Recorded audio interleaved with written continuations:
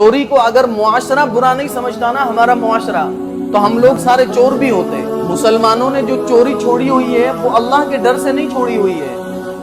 بہت کم لوگ ہوں گے جنہوں نے اللہ کے ڈر سے چھوڑی ہوئی ہے، لوگوں کے ڈر سے چھوڑی ہوئی کہ لوگ چور کہیں گے، لوگوں کے ڈر سے کہ ہر انسان باپ بیٹا ایک دوسرے کو چور، اپنے لیے چور کا لیبل لگوانا یا اپنے لیے پسند نہیں کرتا ہے کہ مجھے کوئی چور کہہ کر کے پکارے۔ اگر اللہ کے ڈر کی وجہ سے ہم لوگ چوری چھوڑتے تو جوا بھی چھوڑتے، سٹا بھی چھوڑتے، سود کا مال بھی چھوڑتے، حرام طریقے سے جتنی کمائیاں ہوتی ہیں سب چھوڑتے۔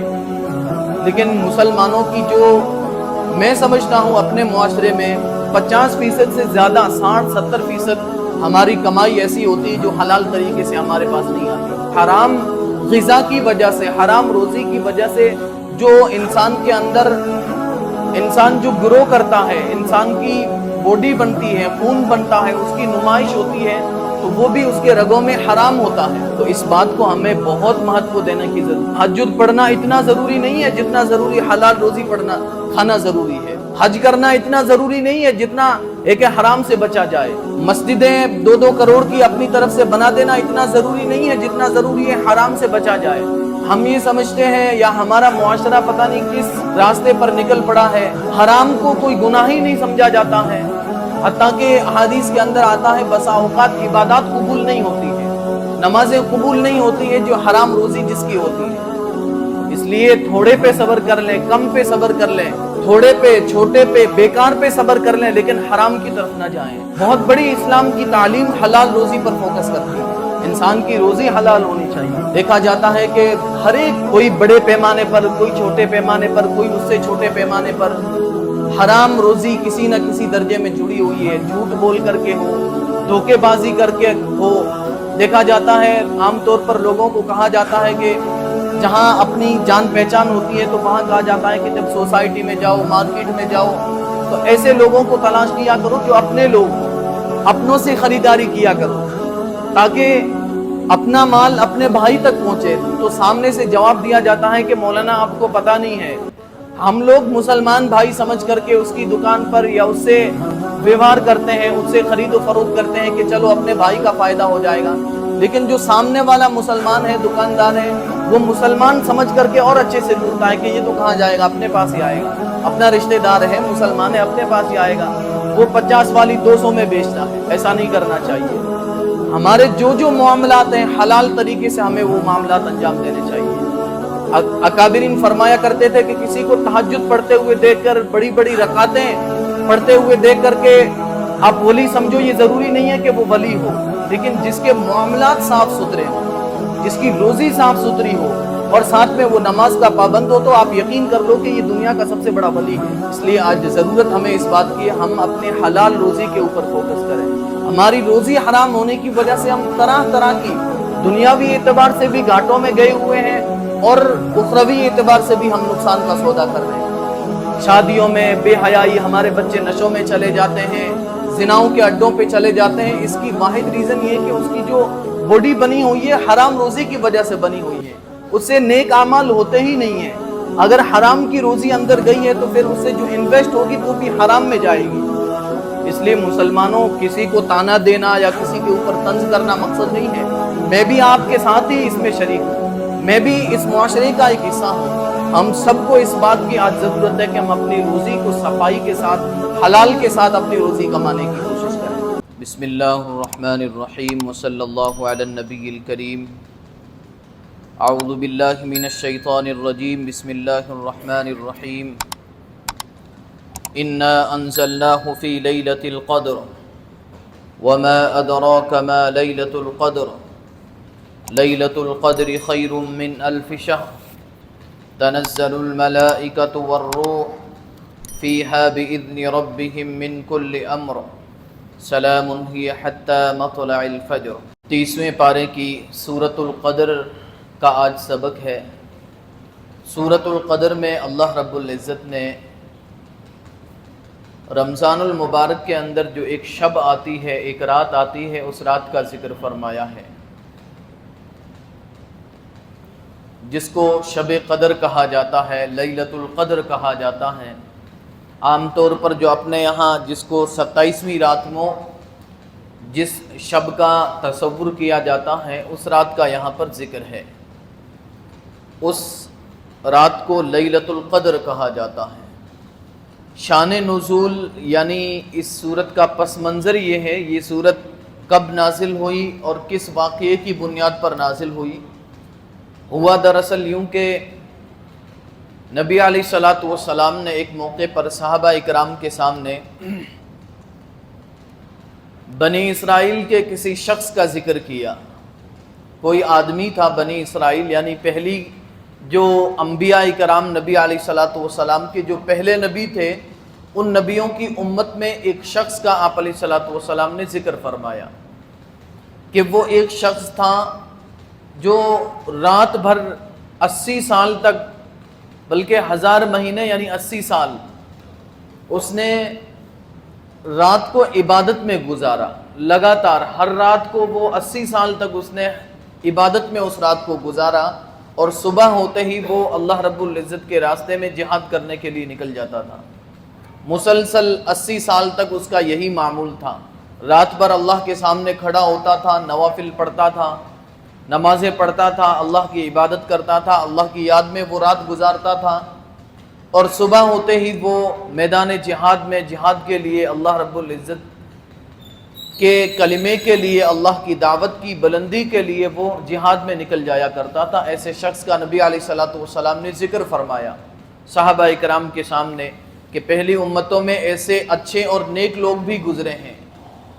تو صحابہ اکرام کو تڑپ محسوس ہوئی، طلب محسوس ہوئی کہ اس شخص نے اگر 80 سال تک یہ کیا ہے کہ وہ رات کو عبادت میں گزارتا تھا اور دن کو اللہ کے راستے میں جہاد کرتے ہوئے گزارتا تھا، تو ہماری تو ساری عمر ہی 80 سال کی نہیں ہوتی ہے۔ اس نے 80 سال ایسا کیا ہے تو اس کا مطلب عمر اس کی 120 100 سے تو زیادہ ہی زیادہ ہوگی۔ چنانچہ حدیث میں آتا ہے کہ پہلی قوموں کے اندر عمریں بہت زیادہ ہوا کرتی تھی۔ حضرت نوح علیہ السلام کی عمریں، حضرت نوح علیہ السلام نے 950 سال تک تو اپنی قوم کو تبلیغ کی ہے۔ جیسے نبی علیہ الصلوۃ والسلام کا جو نبوی دور ہے، جو آپ کی نبوت کا دور ہے، کتنے سال کا ہے؟ 23 سال کا۔ یعنی نبی علیہ الصلوۃ والسلام کو اللہ رب العزت کی طرف سے نبوت کا اعلان کروانے کے بعد آپ نے جو دعوت کی محنت کی ہے کتنے سال تک؟ 23 سال تک۔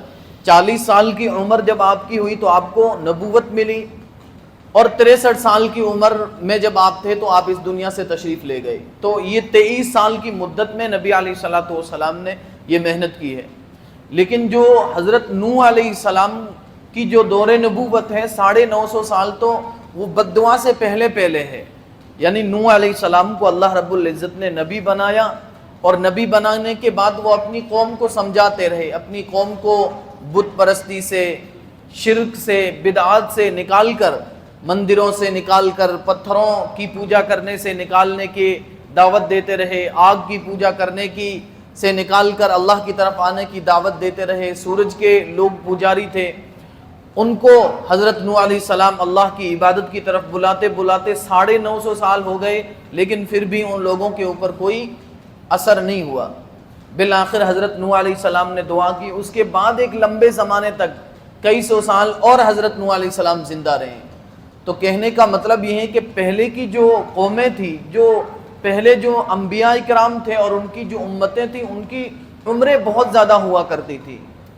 تو جب نبی علیہ الصلوۃ والسلام نے صحابہ اکرام کے سامنے ایک شخص کا ذکر فرمایا کہ اس نے 80 سال تک رات کو عبادت میں لگاتار گزارا اور دن کو اللہ کی جہاد کے لیے اس نے دن کو گزارا، تو صحابہ اکرام کو لگا کہ پھر تو ہم قیامت میں ان سے پیچھے ہوں گے۔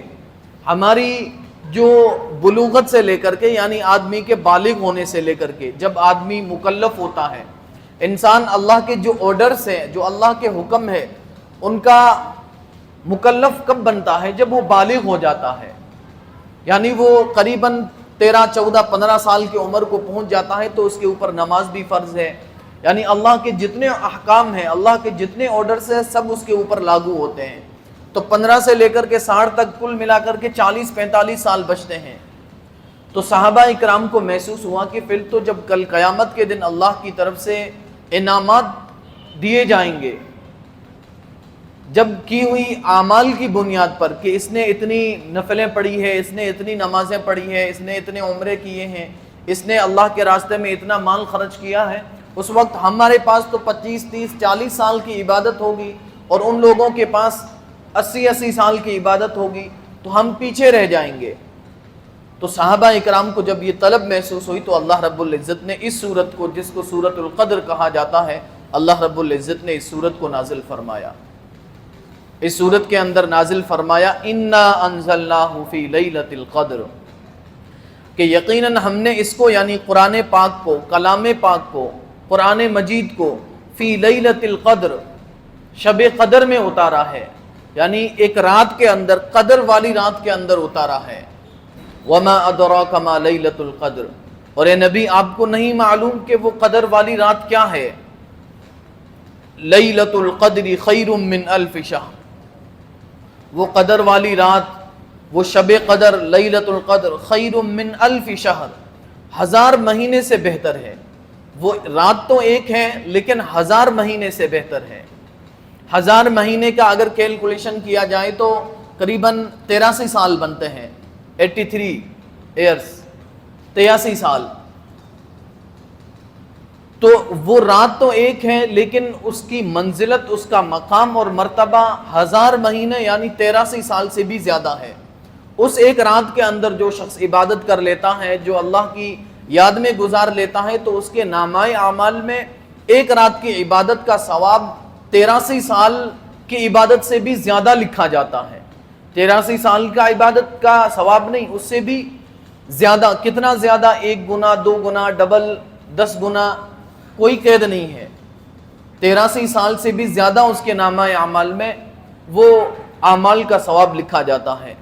تنزل الملائکۃ والروح فیہا، اس رات کی ایک خصوصیت یہ ہے، تنزل الملائکۃ والروح، یعنی حضرت جبریل علیہ السلام اور دوسرے فرشتے اس رات میں تنزل، اترتے ہیں، آسمان سے دنیا کی طرف نازل ہوتے ہیں، بِإِذْنِ رَبِّهِمْ، اپنے رب کے حکم سے۔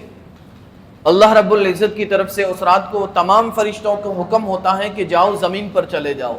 چنانچہ احادیث کے اندر آتا ہے کہ فرشتے، وہ فرشتے جو سدرۃ المنتہا جن کا مقام ہے، یعنی سدرۃ المنتہا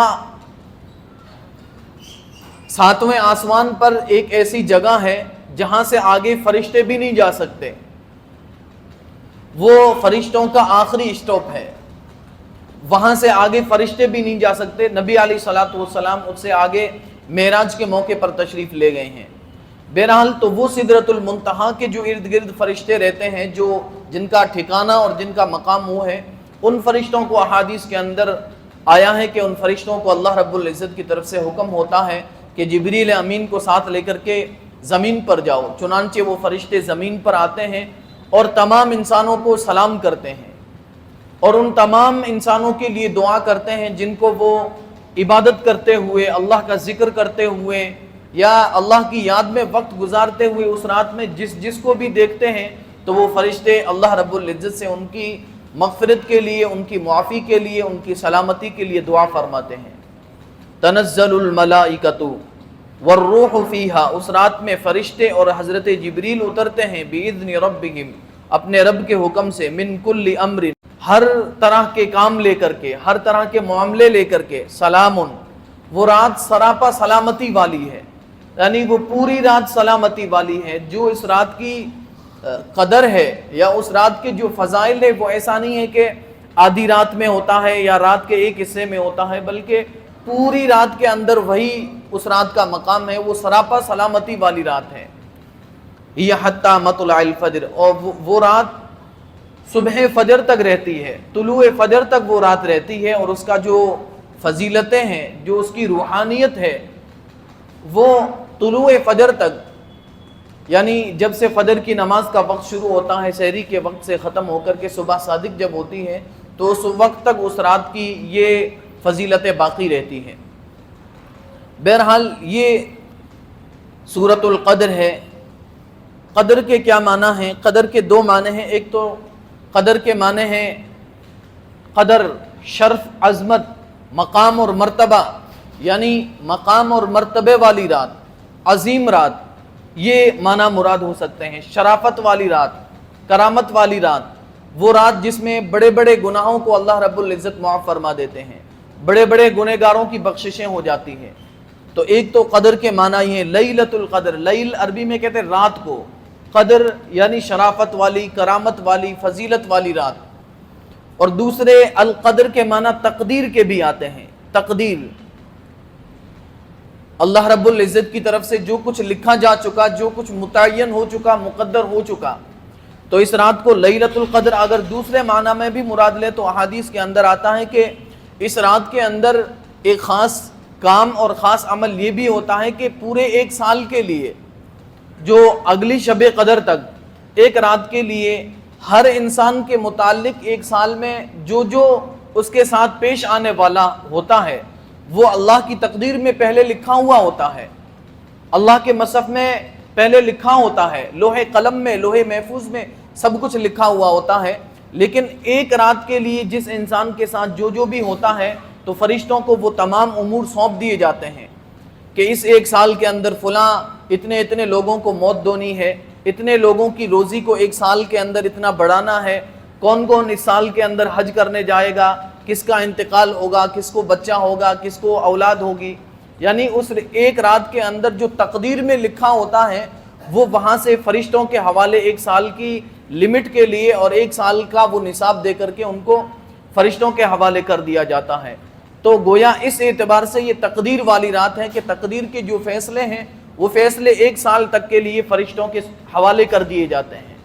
تو القدر کے معنی اگر تقدیر لیں تو اس کا مطلب یہ ہو سکتا ہے لیلۃ القدر۔ اللہ رب العزت فرماتے ہیں انا انزلناہ فی لیلۃ القدر، یقیناً ہم نے قرآن کریم کو لیلۃ القدر کے اندر نازل کیا۔ اس ایک رات کی کرامت کہہ لیں، شرافت کہہ لیں، یا اس کا اعزاز اور فضیلت کہہ لیں، یہ بھی ہے کہ اس رات کے اندر کلام پاک نازل ہوا ہے۔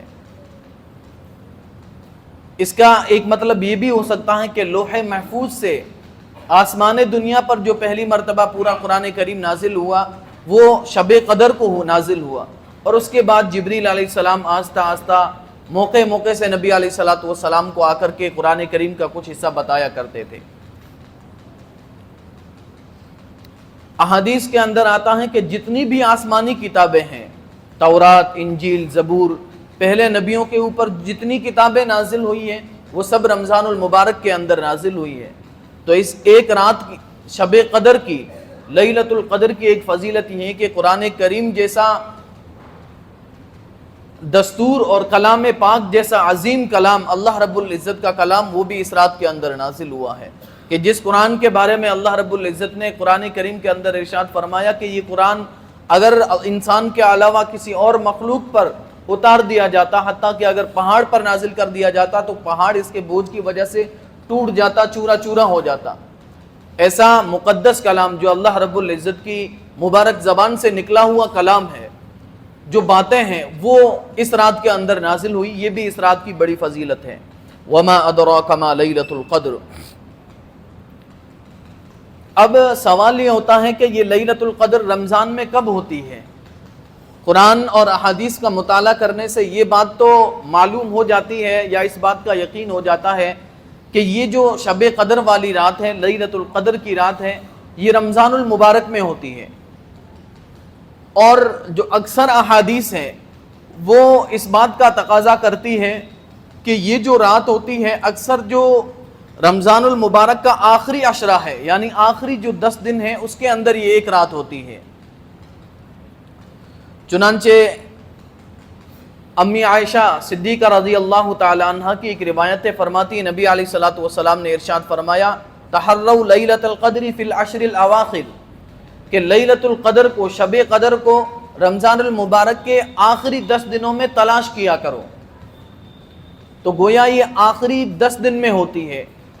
اور ایک مسلم شریف میں روایت ہے، حضرت عبداللہ ابن عمر فرماتے ہیں فَطْلُبُوهَا، کہ اس رات کو تلاش کرو، طلب کرو، فی الوتر منہا، آخری عشرے کی جو وتر راتیں ہیں، طاق راتیں ہیں، یعنی 21، 23، 25 اور 27 اور 29، ان راتوں کے اندر اس رات کے ہونے کے زیادہ چانس ہے۔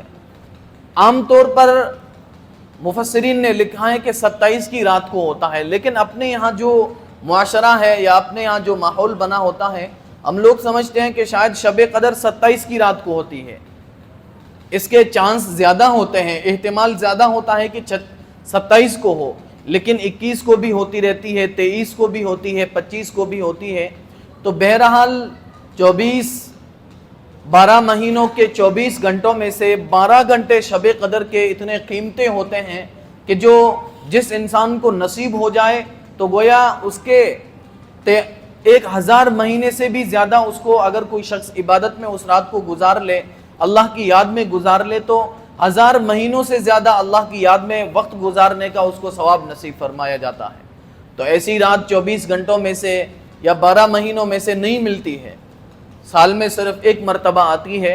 उस रात में हमारी कोशिश ये होती है कि उसको हलवे बनाने में या बातचीत में, शीरनी बांटने में, या ऐसे ही गुनाहों के अंदर भी बसा औकात बहुत सारे मुसलमानों की वो रात गुजर जाती है। तो हमें इस बात का ख्याल रखना चाहिए कि ऐसी अजीम रात जो हर किसी को नसीब नहीं होती है, नबी अलैहिस्सलातु वस्सलाम ने सहाबा को हुक्म फरमाया कि इस रात को तहर्रौ, जो आई थी, तलाश करो, ढूंढो, फतलुबूहा, इसको तलब करो, इसको ढूंढो कि कहीं ये रात तो नहीं है, कहीं ये रात तो नहीं है। तो तमाम मुसलमानों को चाहिए कि रमज़ान मुबारक के अंदर जो शब कदर की रात होती है उस रात का बड़ा एहतिमाल करना चाहिए। मैंने जो हदीस पाक सुनाई थी, नबी अलैहिस्सलातु वस्सलाम ने एक मौके पर इरशाद फरमाया कि उस रात के अंदर फरिश्ते आते हैं ज़मीन के अंदर, और ज़मीन के ऊपर जितने मुसलमान हैं, जितने इंसान हैं, सबको सलाम करते हैं, सबको दुआ करते हैं। लेकिन 2 तरह के मुसलमानों को उस रात में भी सलाम नहीं किया जाता है फरिश्तों की तरफ से, ना उनकी तरफ से उनके लिए दुआ की जाती है। उन दोनों में से एक है शराब पीने वाला शख्स और दूसरा है खिंजीर का गोश्त खाने वाला। शराब पीने वाला और खिंजीर का गोश्त खाने वाला। तो खिंजीर का गोश्त तो कोई नहीं खाता है, कोई मुसलमान, शायद बिल्कुल आटे में नमक के बराबर भी ना हो।